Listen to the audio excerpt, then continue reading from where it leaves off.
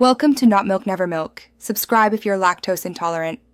You begin by confirming prerequisites: your parent Google account and the child's Apple device updated to the latest iOS.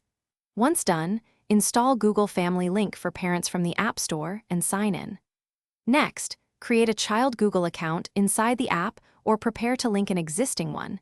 This is necessary so supervision can be established. Make sure location and notifications are enabled when prompted, because Family Link uses them to manage device setup and find supervised devices quickly. Once you've started pairing, tap Add a Child in the parent app and follow the on-screen pairing code instructions. Then take the child's iPhone, install Family Link for children and teens, enter the code shown on the parent device, and accept required permissions for device management. During this stage, configure screen time, app limits, and bedtimes so rules apply immediately. Also enable location sharing and app activity reporting. These options let you monitor usage and adjust limits based on real behavior. To finish, review the child's activity dashboard and confirm the supervised device appears in the parent app. This proves the link is active.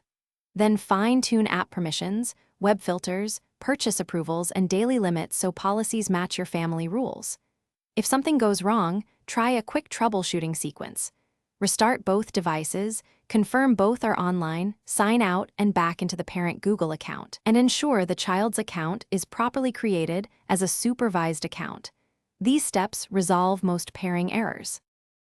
Thanks for watching. If this was helpful, leave a like and consider subscribing. See you next time.